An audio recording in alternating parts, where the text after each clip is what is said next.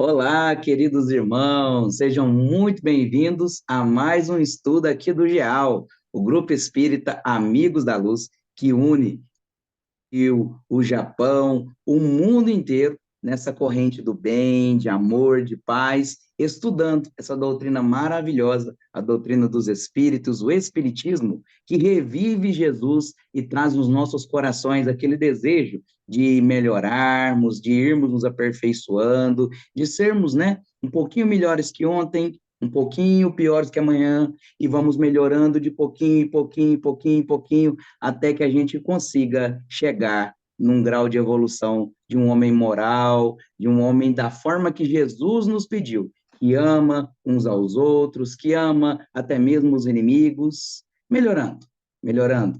Eu ainda falei errado, é um pouquinho mais que ontem, um pouquinho menos que amanhã. É isso que eu deveria falar.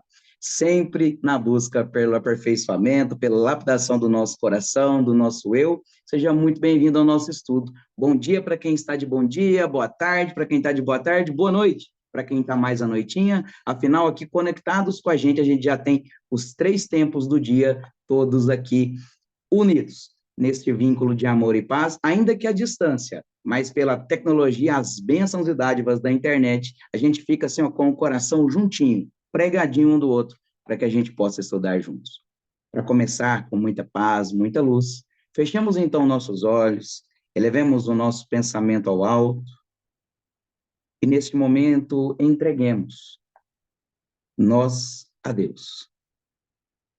Amado Pai de infinita misericórdia, que nos ama tanto e nos dá infinitas chances de sermos pessoas melhores. Gratidão pela oportunidade de estudarmos em conjunto.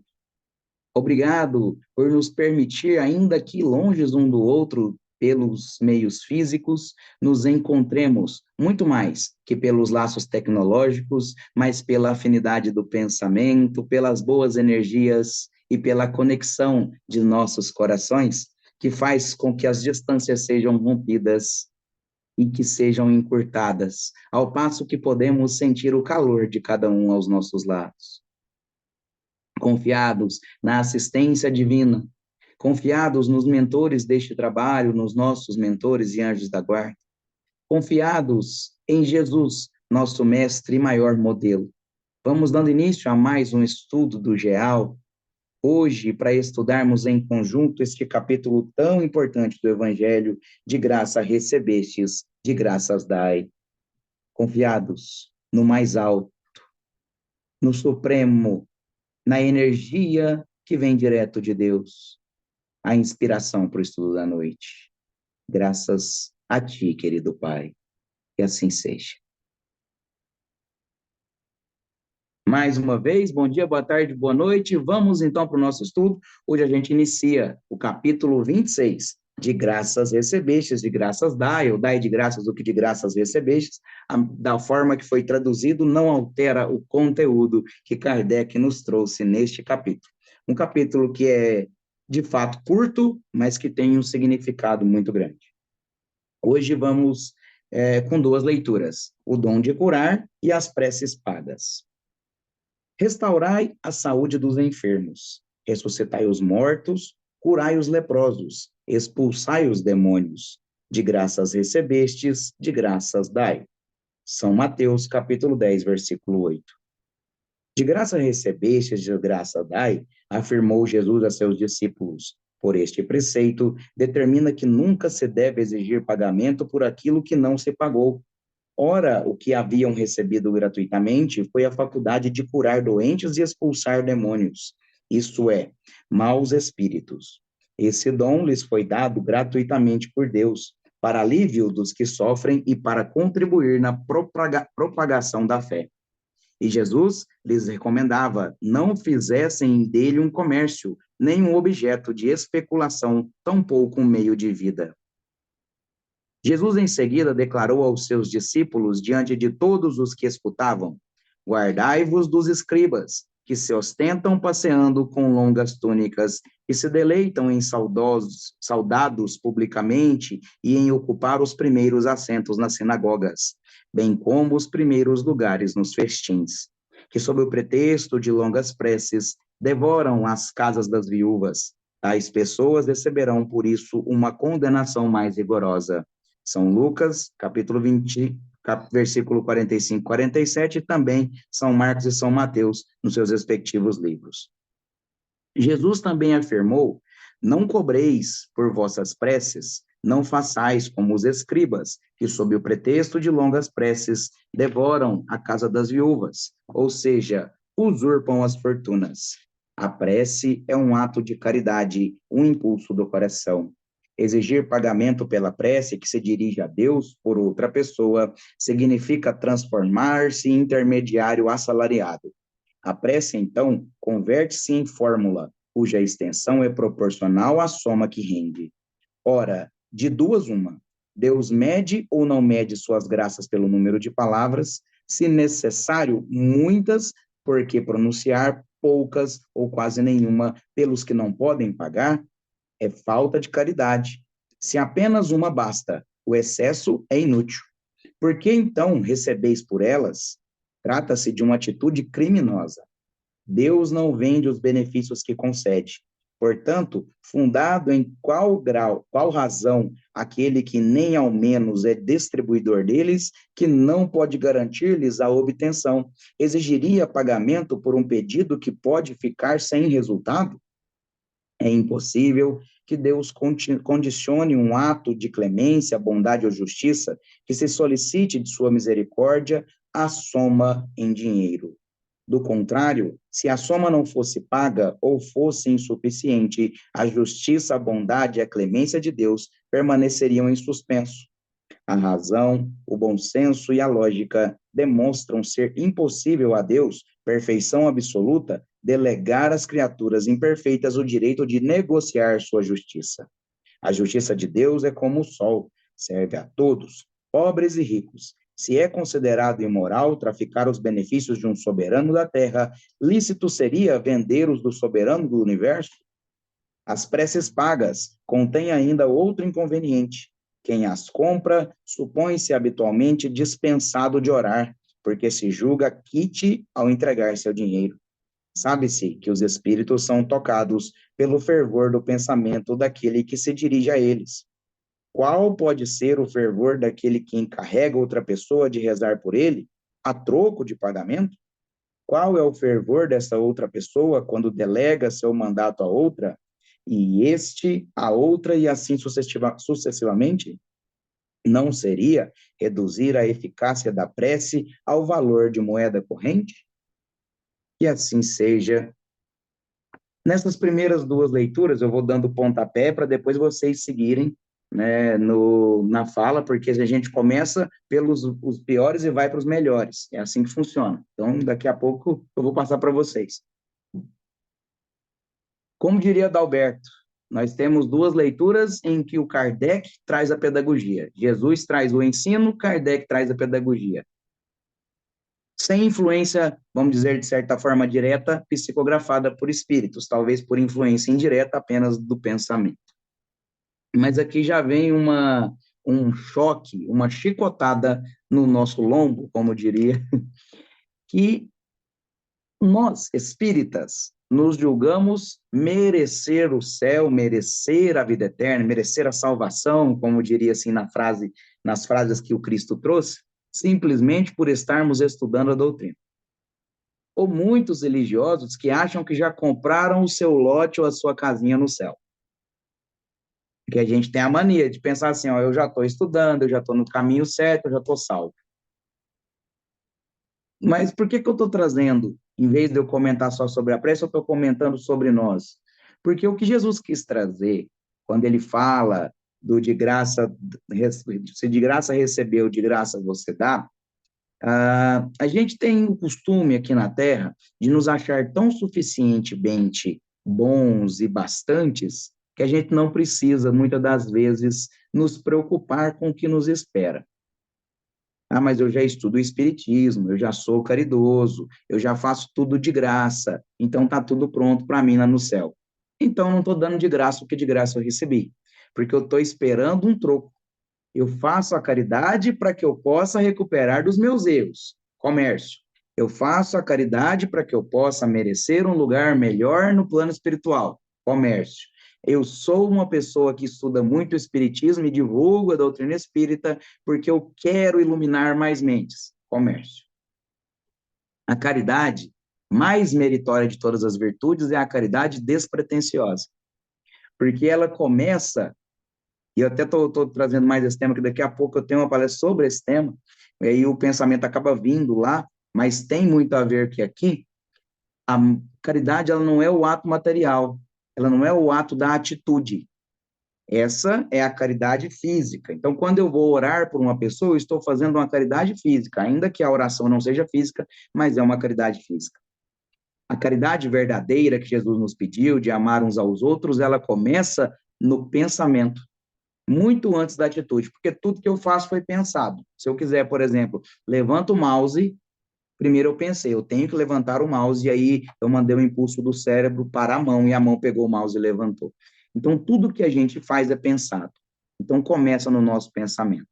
Quando Jesus nos pede para, por exemplo, não fazer a cobrança por uma prece, ou não delegar ao outro a responsabilidade nossa de orar, o que ele quer nos dizer é o seguinte: não adianta eu pensar assim, ó, sabe o que eu faço? Eu vou mandar um dinheirinho para a Melvi compra uma cesta básica e a Melvi entrega para os doentes, para os famintos, porque aí eu não estou lá aparecendo. Ela está fazendo a caridade para mim lá e eu não me apareço, porque eu li lá na doutrina espírita, no Evangelho, que quando eu faço escondido, no oculto, é que eu estou fazendo a verdadeira caridade. Mas aí eu me esqueço de que só o meu dinheiro não é suficiente para a minha própria salvação. Porque eu estou delegando para a Melvi o ato de ir lá, encontrar com o faminto, encontrar com o maltrapilho, que para mim, às vezes, nossa, tem mau cheiro, eu me sinto mal quando eu entro na casa dele, porque é uma situação de pobreza extrema, e eu fecho os olhos para o que o outro sente, o que o outro sofre, julgando que somente o alimento, somente o dinheiro vai ser necessário para resolver aquele problema. E aí agora eu trago mais para o tópico da oração, da prece, e desse tema, do de graças dai e o que de graças recebei. Porque, afinal, quando Jesus fala aos apóstolos que o dom de curar que vocês receberam, de expulsar os maus espíritos, vocês têm que fazer de graça, ele dá um puxão de orelha muito grande na gente. Porque qual o dom que a gente recebeu? Cada um recebeu um dom. Não nascemos, né, totalmente prontos, fomos aprendendo. Tem muita coisa que a gente desenvolve na nossa vida pelo estudo e pelo trabalho. Mas todos nós temos um dom. Um consegue ter mais facilidade com a música, o outro consegue ter mais facilidade com as coisas espirituais, com a fala, com o acolhimento, com entender as pessoas, outros com ensinar. Quer dizer, então, que o professor que tem um dom de ensinar, ele não precisa cobrar salário da escola que ele trabalha? A gente estaria sendo hipócrita. O músico que toca numa orquestra profissionalmente, ou numa banda, seja de rock, gospel, uma banda de axé, forró, samba, ele não precisa cobrar o seu salário? Estaríamos sendo hipócritas, porque Jesus não nos condenou o trabalho. Mas Jefferson, aí está errado, porque ele me deu o dom de tocar um violão. Eu nunca fiz aula, desde de criança eu sei tocar um violão. E aí eu vou tocar numa banda, eu vou cobrar. Como é que eu vou cobrar por esse dom que Deus me deu? Eu recebi de graça. Estamos falando de atitudes profissionais, não recebemos de graça. Somos seres espirituais em evolução, reencarnantes. Provavelmente em várias vidas anteriores, eu me esforcei bastante para aprender o dom de dominar as cordas de um violão e hoje ser um profissional da música sem nunca ter estudado violão nessa vida. Porque eu trago isso de minhas encarnações predecessoras. Só que, aí eu estou falando de um dom. E se eu trago o dom de uma encarnação que veio antes, eu trago também um problema, porque tudo de mal que eu fiz na encarnação anterior, eu trago para essa também. Porque senão você estaria errado se eu só trago as coisas boas. Então, eu não recebo de graça esse dom profissional que eu vou ter que colocar em prática. O que eu recebo de graça de verdade de Deus é a clemência e o perdão, que me perdoou tudo que eu fiz de errado na vida passada, ou a maioria das coisas que eu fiz de errado na vida passada, e falou assim, ó, volta nessa agora, né, volta nessa próxima vida e resgata assim, ó, 10% de tudo que você fez de mal lá, porque tudo vai ser impossível. Deus nos ama tanto que ele fala assim, ó, meu filho, Jefferson, Faz o seguinte, é tanto problema que você acumulou, é tanta dificuldade, que pode passar 1000 vidas que você não vai conseguir resgatar, meu querido. E, infelizmente, é problema demais. Então, faz o seguinte, volta lá mais uma vida, e eu vou te perdoar, assim, ó, tudo, se você conseguir fazer 10%. Aí a gente vem aqui, e aí recebemos de graça de Deus o perdão, a clemência, e queremos cobrar do outro o perdão e a clemência. Ah, Henrique, você tem que me pedir perdão, porque você fez uma atrocidade comigo. Só que eu recebi o perdão de Deus de graça. Mas Jefferson, Jesus falou foi de expulsar os demônios e curar. Adalberto, tem o dom de curar alguém? Se o Adalberto falar agora para um cadeirante, levanta daí, ele vai levantar? Talvez não, porque nossos poderes magnéticos espirituais estão muito aquém ainda do que Jesus tinha, do que os apóstolos do Cristo tinham. Talvez a gente chegue um dia nesse ponto, de eu chegar para um cego e falar, enxerga da agora para frente, de ter o magnetismo, porque Deus e Jesus não quebrou as leis da física e nem da natureza, mas o magnetismo espiritual ao ponto de uma cirurgia espiritual empregada pelo poder das mãos curar uma cegueira ou uma paralisia, nós não temos esse dom ainda desenvolvido. Talvez se tivéssemos a fé do grãozinho de mostarda, a gente faria, mas não temos, não temos. O dom que a gente tem, que a gente recebeu de Deus de graça, foi esse, de ser perdoado, de ter a clemência, de ser benevolente, indulgente e perdoar as ofensas. Então, temos que fazer isso de graça. Então, quando Jesus pede restaurar a saúde dos enfermos, se você não sabe curar uma cegueira, uma paralisia com o seu poder, porque se você é médico, você estudou anos para fazer isso, aí você tem o direito de cobrar, inclusive, porque você teve um gasto. Agora, se você recebeu esse dom de graça, você vai ter que curar de graça. A gente tem aqui no Brasil o exemplo grande mediúnico de José Arigó, o primeiro médium no Brasil a receber a instrução espiritual do Dr. Fritz. E ele foi um fenômeno no Brasil, porque ele escancarou as portas de um poder mediúnico material. Porque a gente pensa na mediunidade assim, ó, eu escuto um espírito, escrevo uma carta, ou eu vejo um espírito, eu escrevo uma carta, ou vejo um espírito, transmito o que ele está falando, coisas que não se enxerga. E ele veio e mostrou um dom fisiológico espiritual, de fazer uma cirurgia sem nenhuma gota de sangue, de retirar um tumor sem nunca ter estudado medicina. E ele não cobrava por seus feitos. Da mesma forma que temos o Chico, que trouxe tanto consolo às mães por cartas de filhos que tinham partido, trouxe consolo e resolução para tantas coisas, ao passo que Chico chegou a resolver um problema criminal de justiça. Quando, pela primeira vez na história, acho que do planeta, não é nem do Brasil, um juiz aceitou uma psicografia como prova para a conclusão de um processo. As pessoas chegavam no Chico, tem uma história que está no um dos casos de Chico Xavier, do Ramiro, que o Clodovil chegou e deu um par de abotoadora de ouro para o Chico. Pensa o quanto deve custar uma abotoadora de ouro. E o Chico era tão humilde que ele fala, não, não quero. O Clodovil fala, é seu, eu trouxe para você. Então tá, muito obrigado. Aí Clodovil senta, começa a assistir a sessão mediúnica, chega uma mulher que está com um filho com fome e fala para ele, Chico, eu não tenho nada para comer. Chico tira um relógio de uma gaveta e entrega para ela, fala, vai comprar comida. E aí Clodovil já pensa, eu já sei para onde vai minhas abotoadoras. O Chico não vai ficar com elas, vai para os pobres. Isso é dar de graça o que de graça recebei. É você ter um dom, você ter um caminho e pôr esse caminho em prática, porque Jesus pede, ressuscitai os mortos. E se eu não consigo tirar o Lázaro da sepultura, que eu ressuscite alguém que está morto para o mundo ou para Deus.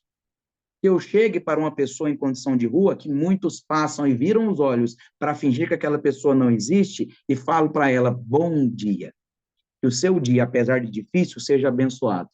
Eu não tenho aqui agora um prato de comida ou um trocado para te dar, mas eu tenho o meu carinho. Vou te levar na prece comigo. E Deus vai te trazer um caminho, vai te trazer consolo. Curai os leprosos. Eu ainda não tenho poder de curar um leproso, mas eu tenho o poder de curar aquele que traz chaga no coração e sofrimento. Por um abraço, por uma palavra amiga, por uma ajuda espiritual ou psicológica. expulsai os demônios. Eu ainda não tenho poder, apesar da gente trabalhar muito nas sessões de desobsessão e conversar e dialogar com espíritos que permanecem em um caminho errado, mas a gente ainda não tem poder de dar ordem para eles.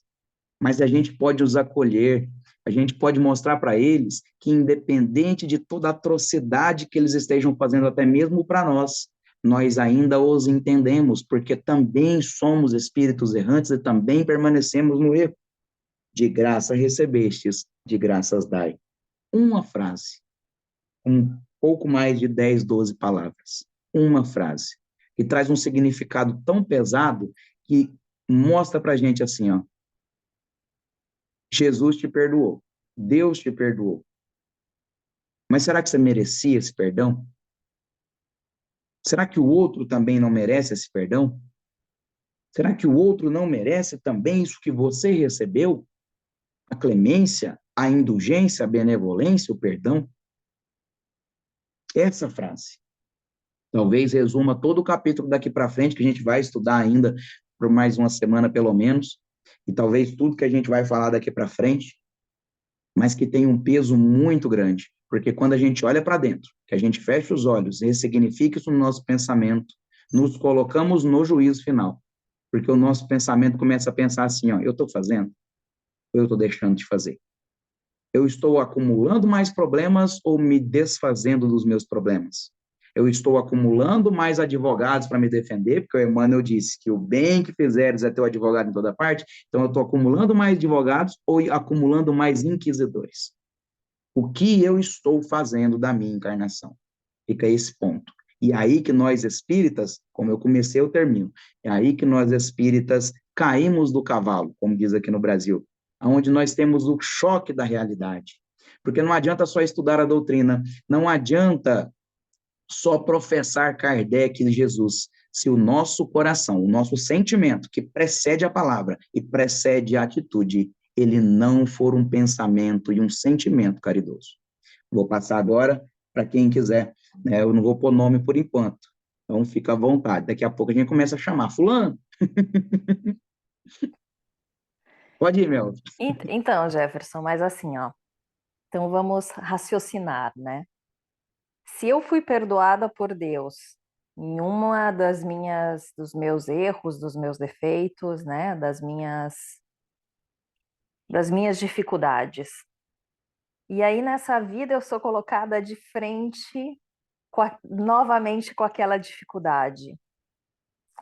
Sim, eu fui perdoada, mas eu não superei ela, né? Eu fui perdoada. E aí, como fazer, né? Porque se eu fui perdoada, não foi um erro só da última vida, foi um erro que já me acompanha. Ok, Deus me perdoou, mas eu continuo sendo colocada à prova por aquela dificuldade. E aí? E aí qualquer passo que eu dê, vai.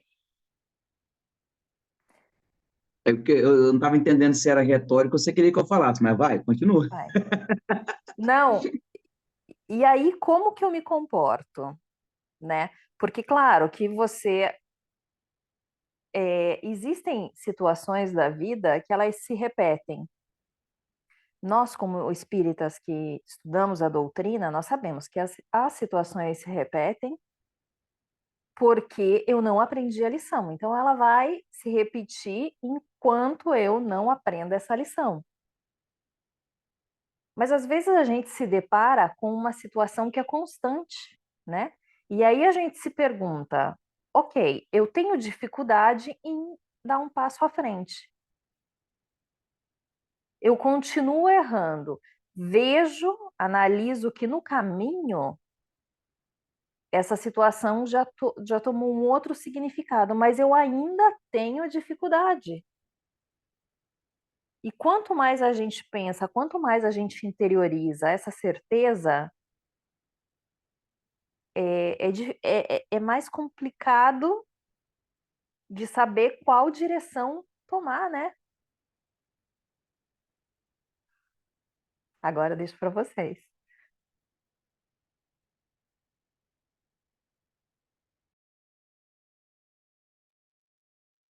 Interessante, Melvin, a sua colocação. Bom, em primeiro lugar, boa tarde, né? Boa tarde, seja muito bem-vinda. Obrigado pela colaboração.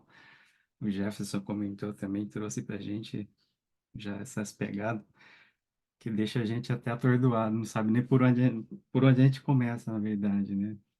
Essa, esse item de hoje, o estudo de hoje, ele vem diretamente para mim. Parece que é assim, dar de graça, receber de graça, tudo que faz realmente com amor. Curar os enfermos. Toda a instrução de Jesus é ministrada no imperativo, salientando a sua importância, né, E a gente sabe, né, que há enfermos do corpo e da alma, e muitas vezes de ambos, né? Uma pessoa, por exemplo, que se entrega à bebida com o vício, prejudica primeiro o seu corpo físico, depois o seu organismo, e correspondente ao seu corpo perispiritual, assim no curso da existência terrena ou em próxima reencarnação, terá problema com os dois, como uma alma em provação. Toda e qualquer doença só se insinua em nosso organismo quando ocorre uma queda vibratória. Olha que interessante. Então surge a dificuldade para os recordar que é imperioso o reequilíbrio, essa religação, né, com que a gente deixa de fazer o certo. E a gente acaba buscando alternativas muito diferentes, né? É sempre o ponto mais vulnerável em cada um é que serve de termômetro da situação. Dependendo da sensibilidade da pessoa, o mal, o que não passa de um bem, porque alerta, se manifesta mais ou menos rapidamente. Desse modo, a ira de agora pode trazer a dor de cabeça, logo o amanhã pode piorar. Os apóstolos de Jesus eram médios, curadores. Depois muitos cristãos, hoje, eles se encontram no âmbito de todas as religiões. As curas se processam quando finalizam os débitos ou quando, por intercessão de terceiros esforços do próprio interessado ou por iniciativa da espiritualidade, se chega à conclusão de que alguém tem mais condição de acertar as dívidas locomovendo-se do que preso a um leito. Aí nessa história, eu lembrei de uma história de Divaldo,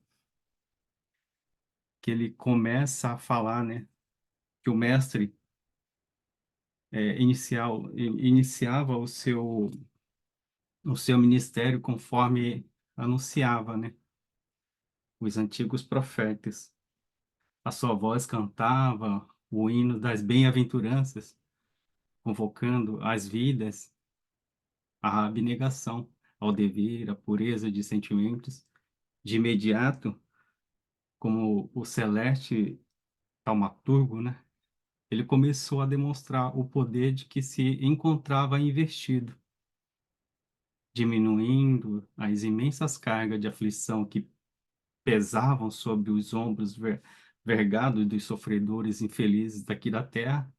Ele era uma aragem perfumada e balsâmica na ardência dos desesperos que dominavam as existências a se estiolarem nas enfermidades degenerativas, nas provações inomináveis, unindo as palavras, os atos de amor e de misericórdia, ele renovava o solo dos corações com a palavra consoladora e com a diminuição das mazelas dilaceradoras. Tocadas nas fibras mais íntimas, as multidões seguiam, ansiosas e dominadas pelas esperanças. Tudo nele era diferente. O seu amor superava todas as expressões conhecidas até então. Atendia os leprosos e os ladrões, as meretrizes, os viciados, com a mesma complacência com a que outros libertava da cegueira da surdez, da paralisia, da loucura, mas não concordava com as suas condutas equivocadas, sempre os convidando a uma radical mudança da forma de viver. Os demônios temiam-no, obedeciam-lhe a voz, embora algumas vezes tentassem inutilmente enfrentá-lo. Dúlcido, como um sândalo penetrante, era também enérgico, quando necessário, estabelecendo os parâmetros seguros para a existência feliz. A sua revolução tinha por meta a conquista do reino dos céus, diferente de tudo quanto ocorrera antes e jamais voltaria a suceder. A revolução nem não destruiria vidas, erguia-as, não derramava o sangue dos lutadores, estancava. É como Pedro, quando ele tira, tira o facão da bainha e corta a orelha do soldado romano, e quando Jesus fala para ele, embainha a tua espada, Pedro. Então a gente vai vendo que o Cristo era esse que estancava aquele sangue, se encontravam aqueles feridos, ele ajudava. Nada solicitava, jamais pedia o que quer que fosse a alguém. Ele viera para dar, para doar-se, para servir como jamais outrem assim procedera. Quando Jesus, ele reuniu os seus discípulos e, em particular, num tom coloquial, feito de ternura, disse-lhes: curai os enfermos, limpai os leprosos, ressuscitai os mortos, ressuscitai, expulsai os demônios, de graça recebeste, de graça dai. Houve um grande silêncio que iria permitir ficar encuspida na mente e fixada nos sentimentos a lição vigorosa. A conquista interna do reino dos céus deveria produzir os frutos da compaixão e da caridade em todos aqueles que o amassem. Teriam que possuir os dons de curar, de libertar do mal, de arrancar das sombras da calaptecia aqueles que fossem considerados mortos. A revolução teria que prosseguir, mesmo quando ele já não estivesse aqui. A gratuidade em todas as ações seria o selo da identidade, do vínculo com ele. Transcorreram mais de 2000 anos, e a sua revolução prossegue convidando a doçura, a humildade, ao respeito pelo próximo e a caridade sobre todos os aspectos considerados. É necessário criar-se condições para que a revolução do amor prossiga e adorne-se a sociedade com a paz legítima, a iluminação interior e a fraternidade. Eu acho que eu já falei demais, né?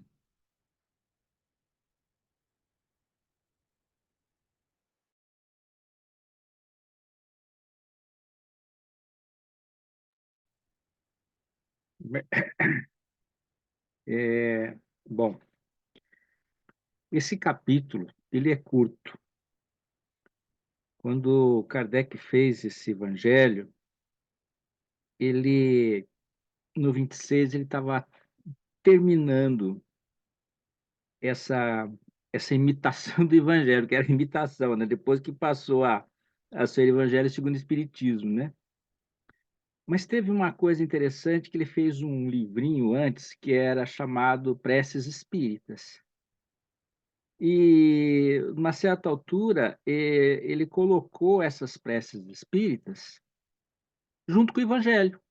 Não tinha razão por que fazer preces espíritas. O livro nosso ele vai terminar no 28, que é justamente esse livrinho de preces espíritas. Lá no 28, ele vai falar sobre os médiuns, o que é médiuns e tudo mais. Mas isso é final da novelinha nossa, né? O que interessa hoje é ele começa a dar um entendimento que nós espíritas e principalmente os médiuns, né, que conversam com os espíritos, é um dom divino. é uma missão. A Mel perguntou muito bem, né? E é difícil, né, Mel, a gente falar assim, puxa vida, Melvin, eu tenho cara de pobre, Melvin. Eu não tenho cara de pobre, eu tenho cara de rico. Eu tinha que estar na Itália, rico.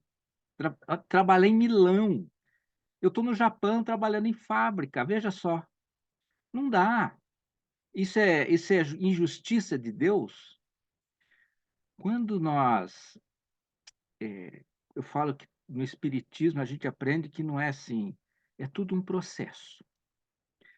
Para começar, Deus, ele não perdoa. Deus me perdoou. Não, ele não perdoa. Ele nem se ofende.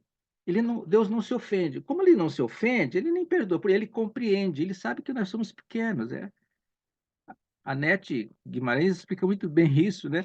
Quando ela fala assim, quando você recebe um chute na canela de uma criança, você vai castigar essa criança porque você recebeu um chute na canela? Não.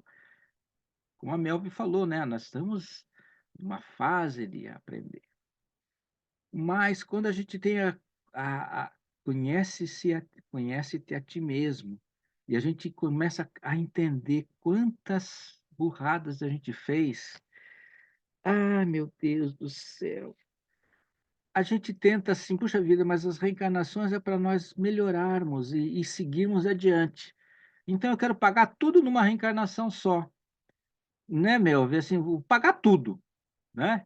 Vou vir para o Japão, tal, vou ter umas doenças por aqui.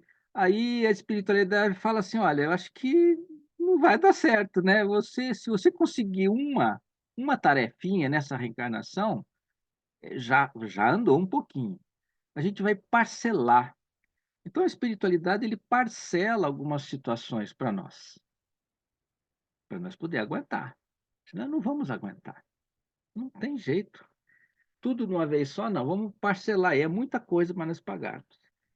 Então, Deus é chamado de misericordioso, porque ele compreende a nossa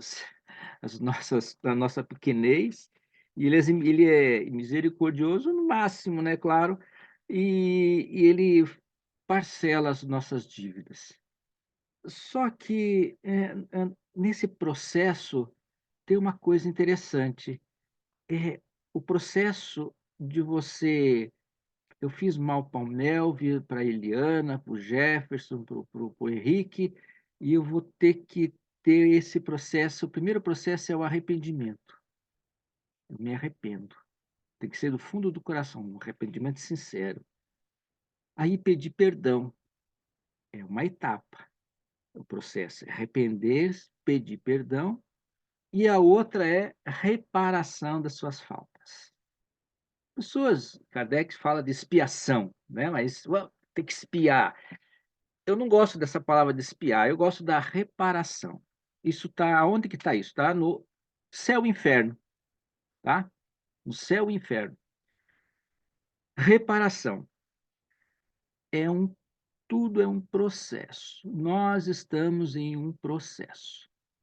Kardec, quando começa o 26, ele dá de graça o que de graças recebeste, gratuitamente. E ele coloca aqui Mateus, né? Vai e cura os doentes, mas tudo de graça. Vai, espanta os demônios, tira os demônios, tudo de graça. Porque esse é um dom, não é só você que está nesse processo de, digamos assim, expulsar o demônio. Tudo é um processo. Para expulsar o demônio vai depender muito do demônio. Vai ter, porque tem demônio que precisa de oração, né? Ele está no Evangelho e fala assim: esse demônio é do tipo que precisa de oração. Tem outros que têm que ficar conosco, então tudo é um processo. Então, a mediunidade é um processo, todo o sistema, e a oração também é um processo. Kardec explica lá no, em 50 e 61, 60, 61, onde faz o segundo livro, a segunda edição do Livro dos Espíritos, que é aí com 1019 perguntas, ele coloca lá preces espíritas. Preces espíritas. E ele fala assim, tem tem uma, é, um processo. É louvar, pedir e agradecer. Louvar, pedir e agradecer. Esse é o processo. E nas 660, ele fala assim, mas nós podemos pedir, orar por outros? Ele fala, se você tiver com o teu coração sincero e fazer isso com sinceridade, Deus vai escutar.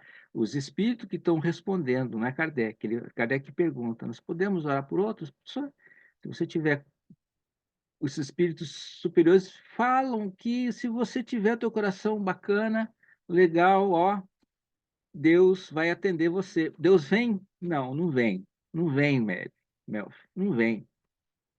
Não vem. Você pede para os outros e para você, Deus não vem. Ele manda bons espíritos.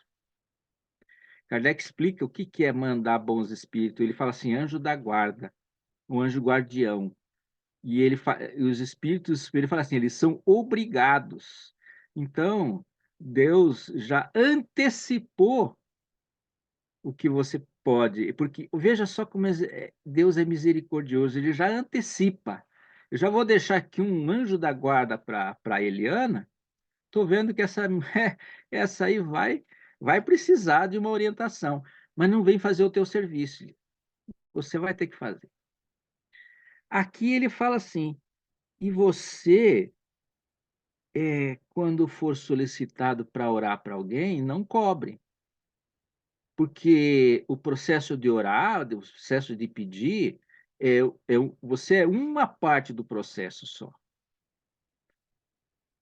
É uma parte só. A outra parte é dos nossos amigos da espiritualidade, o meu anjo guardião, o anjo guardião da Iliana, que tá precisando, e também tem o processo dela. Você quer, Eliana? Por isso que Jesus perguntava, Eliana, você quer andar? Você quer enxergar? Claro, senhor, eu sou cego. Eu quero andar, eu quero. Por que Jesus vai perguntar? É o processo. O processo é, Eliana, você quer? É você ter fé, é você querer. Não adianta Jesus querer se você não quer. Então, você quer cumprir o processo. Então, você vai. Então, não podemos cobrar, porque muitas vezes é por causa do nosso magnetismo, nossa força de vontade, mas Eliane não quer. Então, a oração do tio Ada não presta. Por Não. quê? Porque ele não tem fé. Eu não tenho fé, mas ela não quer. Então, se eu não tenho fé e ela não quer, quebrou outro processo, né? Então, aqui é a faculdade de curar as doenças, expulsar os demônios, os maus espíritos, tudo isso é concedido gratuitamente, né? Então, isso não pode se transformar em objeto de especulação nem meio de vida. Kardec faz um texto curto, rápido e direto. Não pode. É simples assim. Kardec não demora, porque ele vai ver isso aqui depois nas preces espíritas, tem um livro inteiro, então ele é rápido. O 26 é rapidão. É 1, 2, dom de curar, vai lá, pode fazer, não cobra. Tudo bem. E as preces? Curar, tudo bem, né?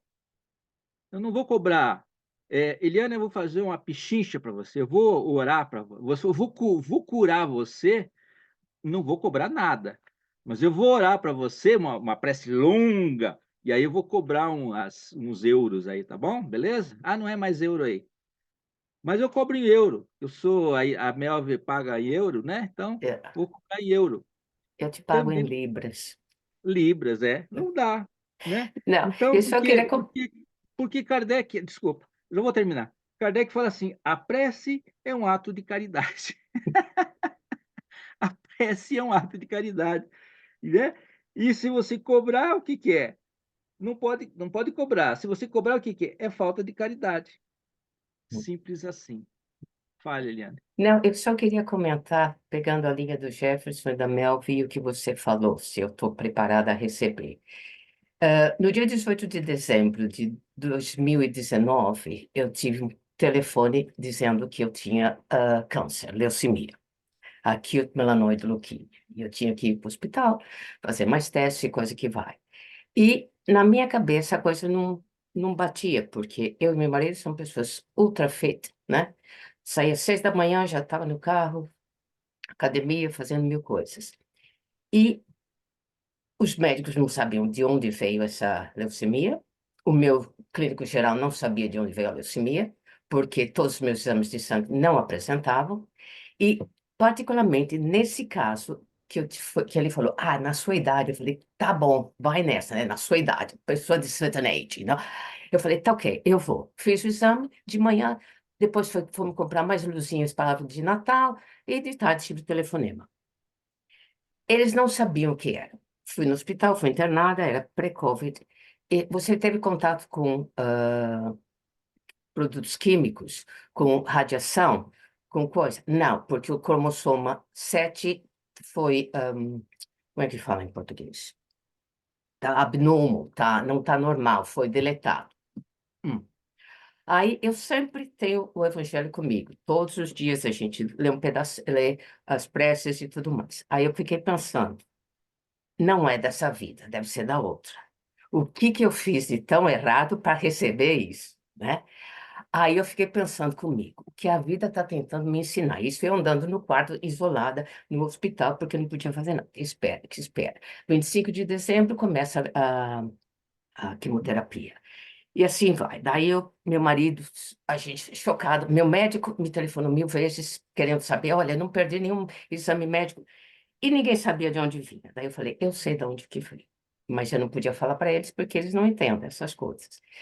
Aí o que nós fizemos? Eu e meu marido falamos assim, vamos tentar entender o que está acontecendo, né? Aonde que está o problema? Aí eu falei para ele, vamos fazer uma corrente do bem. Falei assim, eu vou pedir para todo mundo, entrei na internet, Instagram, Facebook, tudo mais, falei assim, gente, eu tô com leucemia. Por favor, mandem energia positiva. Aí meu marido, a mesma coisa, energia positiva. Então começou aquele envolvimento, tanto que a minha vizinha mandou rezar uma missa para mim, achando que eu estava morrendo. Resumindo a história, eu tive 2 processos de quimioterapia, o primeiro foi 54 dias, o segundo tive 1 mês em casa, depois o outro foi 40 e poucos dias, a quimioterapia não funcionou, aí fui eu e meu marido, a médica vem e anuncia, você tem 2 meses de vida. Daí eu falei assim, tá, eu quero ser transferida para o Hospital do Câncer, onde eles fazem testes, eu quero ser uma cobaia. Aí fui. Aí, então, assim, contando uma história, 4 anos se passaram, fazem 2 anos que eu tive um transplante de célula-tronco. Nesse meio tempo, a ciência, e aí comecei a ler o doutor Paulo César Frutuoso, e que ele explica que o câncer o paciente de câncer é um azarado, porque é uma célula só, e é aquela uma que causa todos os problemas, e que você tem que, né, que dá e ele explica, né, da atitude, que é o meu, ainda estou estudando, mas é que é o meu perispírito que acaba expurgando toda aquela coisa negativa que estava em mim. Então, tudo bem, eu fiz. Foi horrível o tratamento, assim, muito doloroso, mas eu achei. Não era na época do Covid, ninguém da minha família podia me doar uma célula-tronco, e eu, assim, a coisa começa a se juntar. Eu pedi assim, se é para eu aprender, assim, o que a vida está tentando me ensinar, eu vou transformar. Eu gosto da parte do, da Ayurveda, né? A medicina tradicional da Índia. Então, eu falo assim, eu vou transformar esse karma num dharma, uma coisa positiva. O que que eu posso fazer? E a coisa começou, né? E, graças a Deus, me foi dada uma segunda chance. tá? E aqui estou eu, em remissão. Assim, já fazem 2 anos que eu tive o transplante. Eu estou entrando em contato com o meu doador. Então, eu estou entendendo assim, de uma pessoa ultra fit, que ninguém acreditava que eu podia ter essa doença, da onde que ela veio, né? Se eu não tive contato com nada que pudesse causar. Então, é da outra vida. Então, assim, eu tive essa grande oportunidade de aprender. Eu estou aprendendo. A cada dia é um passo diferente. Um dia você tem que lidar com todos os efeitos colaterais e tudo mais. Mas, assim, eu tenho que dar graças a Deus que a espiritualidade me deu uma segunda chance. E eu agarro essa chance com toda o fervor, assim, é gratidão o tempo todo. Então, assim, eu acho que eu vejo outros pacientes no hospital que eles não são positivos. Eles, é assim, porque eu? Porque você merece. Porque você fez besteira no passado e agora você está levando. Mas eles não conseguem ver isso. Então é só essa coisa daqui. Então eu acho assim que a nossa vida, essa a prece cura, se você tem fé e se é permitido. É isso que eu entendo. Que eu acho que é isso que aconteceu comigo e por isso que eu acredito no poder da prece. Não aquela prece memorizada, mas é aquele momento que você se coloca, você medita e você vai e é um encontro com um momento assim mais, vamos dizer assim, superior. Você com a espiritualidade que te ajuda. E também as cirurgias espirituais mas essa é uma outra história que é que eu conto. Mas eu acho assim, é a prova que a gente recebe e como a gente aceita essa prova. Então, assim, eu e meu marido decidimos que seria uma forma de poder ter energia positiva. Então, eu vou pedir para o pessoal, me mande energia positiva, porque esse é um... E vamos tentar reconstituir as coisas. Falei demais já. Eliana, obrigado. Eliana, anota aí, Eliana. Evangelho segundo o Espiritismo, capítulo 19, Tá, peraí, um minutinho. item 5. Uhum. Vou pegar aqui. Capítulo 19. Isso. Capítulo 19, Uhum. Evangelho. Estou Capítulo com a frente. 19, item Uhum. 5, Uhum. tá? Leia com atenção. Eu não vou falar aqui porque daí vai. Ai, ai. É Mas que a gente todos fala nós, do porquê que Jesus perguntava e por que que você. Ah, essa daqui. Uhum. É. O poder da Entendeu? fé. Entendi. Não, essa. É, É. leia com calma. Uhum. Leia com calma depois, porque assim, a fé, a fé é o controle da vontade. Uhum. A fé é o controle da vontade. É você É, querer. é, Você vai querer. Você vai exato. dizer para todo o teu organismo: eu quero que essas células cure. Exato. Eu disse para o meu câncer, você não vai me Você derrubar. não vai sobreviver. Você é uma porcaria. Você vai Uhum. morrer. Vou te matar. É o É. poder da fé, né? Uma lei natural, ele fala aqui. Uhum. Mas isso aí a Esse daí. gente vai. Só para complementar, depois que eu tive os 2 anos do transplante, um dos médicos, porque eles achavam que o meu cromossomo era tão estava acabado, foi deletado e tudo mais, que não tinha como. Então, a equipe médica estava em dúvida. E foi a equipe de transplante, foi a equipe dos testes, né? Porque eu fui cobaia, é um ratinho, estava com sucesso no rato, aí eles iam tentar nos humanos. E eu tive um médico que eu fiquei muito emocionada, nós dois começamos a chorar, que ele virou para mim e falou assim: Você me ensinou. Ele falou assim: Ele cura, eu trato, e você fez o que tinha que fazer, e você venceu.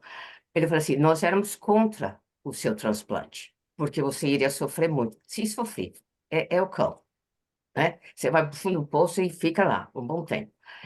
Mas ele fala assim: Você me ensinou que tem alguma coisa que mudou. E você conseguiu fazer isso, porque você era o típico exemplo de que não vai dar certo. Então, a fé, e se você é merecedor, então isso é assim, todos os dias a gente agradece a grande oportunidade que tivemos. E esse capítulo, ele é muito interessante, assim, eu sempre fico virando o Evangelho. Obrigada. Ele fala assim: apenas pela força da sua vontade dirigida. É interessante. Leia lá, leia lá. Kardec é espetacular. Então é isso, seu Henrique. Certo, Mel? É um processo, tá? Mas não cobre, tá? Por favor, não cobre. Não vai dar certo. Perfeito, Adalberto. E olha que interessante, a segunda chance, ela nos é dada a todo instante, para a gente realmente repensar em nossas existências, né? O que estamos fazendo, como que nós estamos procedindo a nossa existência, como estamos caminhando com o Cristo, como que a gente já conhece tanto o Cristo, mas a gente muitas das vezes deixa de vivenciá-lo, né? Por conta muitas das vezes de um certo engano. É como costumava ter uma amiga nossa que ela costuma falar, né? Que ela costuma brincar, né? Roberta Zagueto, né? Ela costuma brincar que nós não encarnamos com passaporte. Nós não somos turistas aqui no planeta Terra. Nós encarnamos com um propósito e com uma carteira de trabalho. E principalmente nos é dado um uniforme, que é esse nosso corpo. Então essa mensagem ela vem muito de encontro com tudo que a gente realmente fala, né, faz. Realmente o que nós viemos fazer é isso. E o grande apóstolo Paulo, como você falou da caridade, o grande apóstolo Paulo nos fala de uma caridade tão sublime que ainda estamos longe de vivenciá-la, né? Muito longe. Segundo Jesus, o Divino Amigo nos recomenda: dai de graça o que recebeste de graça. Ante essas duas consagradas expressões do pensamento cristão, mais límpido concluímos que de nosso mesmo ainda não possuímos nada. E como é lógico que ninguém tira nada do nada, do nosso mesmo ainda não podemos dar nada. De ser, de seu a criatura só possui os valores intrínsecos inerentes ao ser, isto é, os valores morais, pessoais adquiridos ao longo do tempo, né? Desse modo, um pão, uma moeda, um cobertor não são nossos. Por isso, não poderão ser contabilizados na chancela divina em nosso favor como benevolência, no máximo como beneficência. E essa extraordinária mensagem manuelina, roteiro seguro para assistência fraterna, vem demonstrar o que aqui registramos e chamar a nossa atenção para a verdadeira e legítima doação, que é a do coração, junto à dádiva de que reconforta. E tem uma poema que está no livro, é, só para terminar esse nosso estudo, Chico no Monte Carmelo, do Espírito São João da Cruz.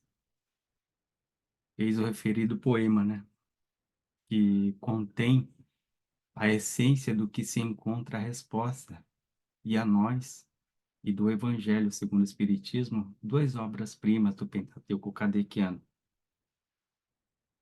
Ele começa assim, né? Para vir a gostar de tudo, não quereis ter gosto em nada. Para vir a saber tudo, não queiras saber algo em nada. Para vir a possuir tudo, não queiras possuir algo em nada. Para vir ao que não gostas, hás de ir por onde não gostas. Para vir ao que não sabes, hás de ir por onde não sabes. Para vir a possuir o que não possuis, hás de ir por onde não possuis. Para vir ao que não és, hás de ir por onde não és. Quando reparas em algo, deixa de arrojar-te ao todo. Para vir de todo ao todo, hás de deixar de tudo em tudo. E quando venhas de tudo a ver, hás de tê-lo sem nada querer. Desta desnudez, acha o espírito seu descanso, porque não cobiçando nada, nada o afadiga para cima, e nada o oprime para baixo, porque está no centro da sua humildade.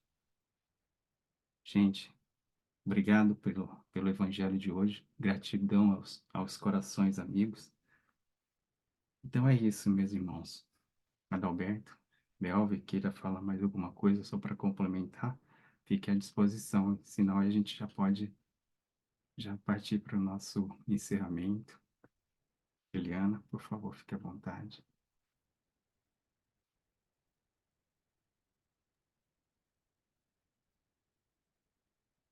Eu acho que deu, né, Melvin?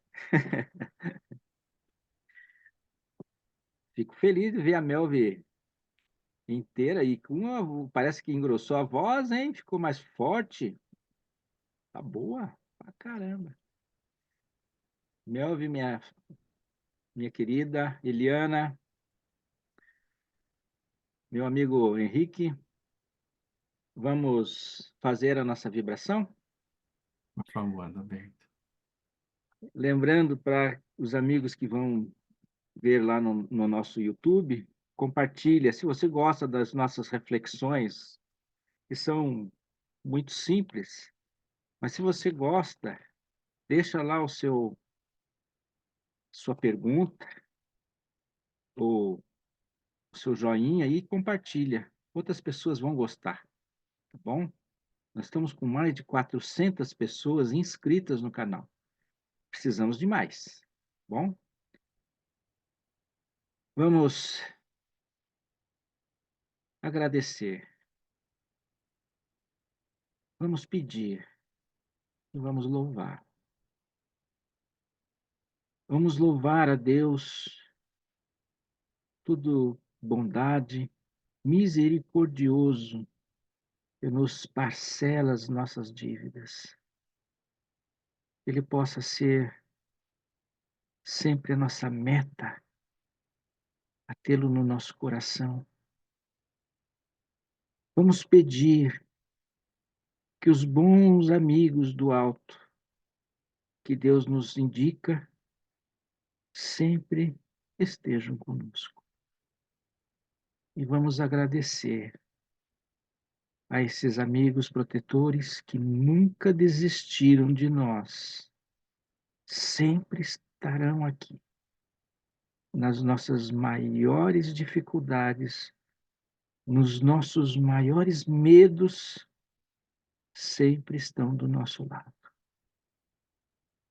Vamos pedir também pela nossa família, pela nossa casa, que a nossa casa possa receber luz em todos os cantos da nossa casa. Que a nossa casa possa receber luz na cozinha, nos banheiros, na sala, nos quartos, na garagem, embaixo, em cima, em todos os cantos. Que a nossa casa possa ser a luz na escuridão. Que a nossa casa possa ser o nosso castelo, o nosso refúgio, onde nós descansamos o nosso corpo físico e recobramos as energias do nosso corpo espiritual. Que a nossa casa nunca se feche, que seja a casa do caminho, onde haja luz e onde há luz, há um socorro a todos os amigos da espiritualidade possa adentrar na nossa casa e ser socorridos, ser amparados e levados a planos maiores para socorro. Pedimos pelos nossos pais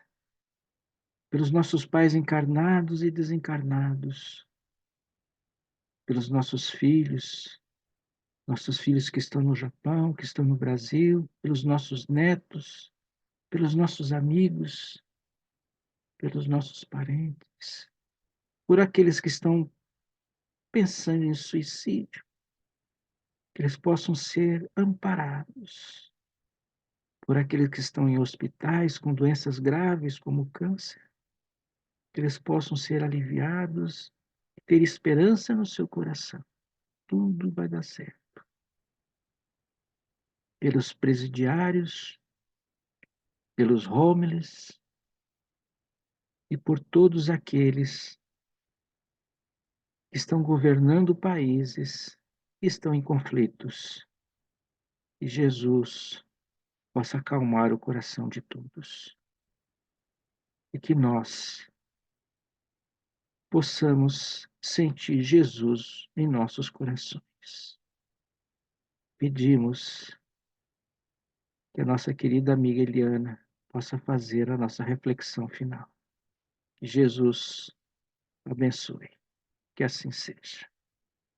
Arigatou.